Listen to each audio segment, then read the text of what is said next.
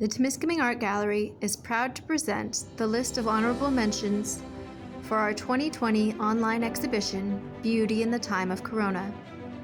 This exhibition was juried by Greg Davies and sponsored by Darcy and Kelly Griffith of Clean Scene Inc. Megan Zelinskys, Coronavirus. Megan writes, I created this cross-section model of the coronavirus using medical supplies in an effort to capture the reality of the virus. Normally, these caps are thrown out, but I decided to use them to create something beautiful out of something ordinary.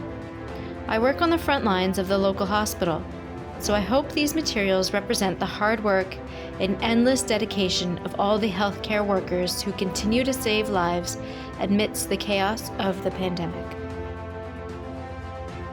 Margot Cormier explains, everyone is beautiful in their own way. Margot writes, I was painting this as we were still moving up the COVID curve. I did feel lucky because my kids made it home, so we were all together as a family. Still, I really felt like seeing some people and hugging them, probably because I knew I couldn't. This painting is meant to be positive and hopeful, kind of like a warm hug for anybody and everybody who needs one during challenging times. Uncertainty by Terrier. Bill writes, this dry point was made at the early stages of the COVID-19 crisis. Throughout this horrible ordeal, there has been an immense amount of uncertainty. We're uncertain about the virus itself, uncertain about safeguarding from it, uncertain about the effectiveness of vaccines and treatments, uncertain when we can return to work, school, and be in closer proximity to others. Uncertainty abounds. The vagueness of the image reflected the lack of clarity that we humans are currently experiencing. Sue Gamble's A Mask is a Beautiful Thing. Sue writes, this piece represents being on guard during the time of a pandemic. The floating blobs represent the hidden unknown threat of COVID, while the mask wearer is aware of the danger. The mask is a beautiful thing, giving a sense of security. The person in the photo is going for groceries and represents the anxiety around isolation and social distancing that the world is experiencing. This digital collage was created from a photo and handmade paper. Jennifer Pereira's Stay the F Home. Jennifer writes, in response to the corona pandemic, I created a cross-stitch. This is a play on the classic home sweet home, often used in home decor. However, in this depiction, nature is seen taking over with little coronaviruses floating in the air, sometimes resembling little flowers.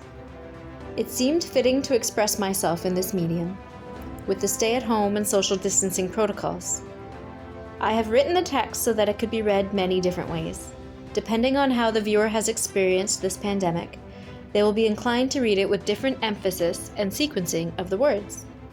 The imagery as well will be informed by the viewer's experience. Whether you see nature reclaiming or a virus spreading is entirely up to you. Bruce G. Bunting's Only One World. Bruce writes, this piece is composed of molded paper faces, a cut-up paper globe, and wooden alphabet beads. The wooden box was built by my father and originally used to keep nails in. The paper faces are molded in a rubber mold and pulled from a glass face we bought at an art fair 25 years ago. The paper molded in this way dries from the back, and this leads to the distortions from the shrinkage. To me, this piece expresses the idea that we are all together on our planet, and that I wish we could practice more harmonious and mutually supportive living. Calvin Knight's Spot Dance. Calvin writes, dance has been a popular activity in our COVID-19 quarantine activities. Spot dance is an ode to the freedom that dance provides. I really enjoyed dancing through this piece. Shapes evoke movement, color play, patience, and one step after another, all come together in a spot dance. Note, spontaneous artist dancing did occur during the creation of this piece. No artist was injured during the process. Salut! Wapnon Kwetish the Cats, I go by Katia Sere. but my spirit name is Eastern Spirit Woman. I am from Nipissing First Nation and I belong to the Martin clan. The painting that I have done for the Beauty in the Time of Corona exhibition is based on a digital teaching about sacred fires. The subject is a firekeeper, the one who is responsible for tending to the flames. He is able to access the spirituality through this sacred fire. In the time of COVID-19, it is important to remember our values and beliefs while staying safe. Thank you, miigwech, merci! Juror Greg Davies writes, "Process seems to be at the core of this painting. It ties everything together quite beautifully. I was struck by the flow of paint rising up and out from the face of the figure, reminiscent of fire, but also visualizing the liquid nature of the medium through which the artist connects with the subject. Skote Nene. The spiritual connection between the subject and the artist is revealed in the tracings of the painting process, and this ties in quite wonderfully with the intended meaning of the work.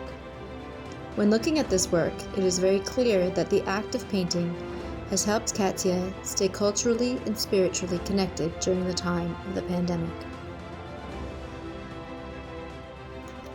Elena Towarski's Masked Girl No. 1.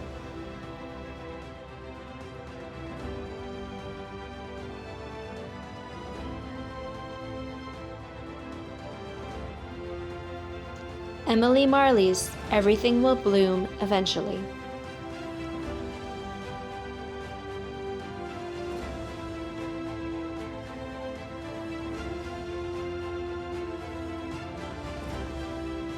Hi, I'm Andrew Little. I've been creating art for 3 years. My entry for the Beauty in the Time of Corona exhibition is Ægir. Ægir, the Old Norse word for sea, created on mixed media paper with charcoal. During this pandemic, I've been thinking of the things I miss the most. One of these things I've only visited once, the East Coast. My main inspiration came from the early Norse settlers in eastern Canada. The whale is symbolic of the importance of community and peaceful strength we need as of recent. Juror Greg Davies writes, "There is a story behind this drawing that is quite compelling. Andrew references feelings of loss and connects this with a personal longing to travel once again to the East Coast. Using the whale as the symbol in his work, he ties the subject to the history of the region he misses. The lone whale, distanced from its pod, connects nicely with the idea of isolation that many of us have experienced during this pandemic. The use of charcoal is also interesting, as it unites all of the elements in the composition, expressing form without color. As a medium born of a process of burning and carbonization, it seems especially significant that it is used to depict an animal that appears so powerful and full of life."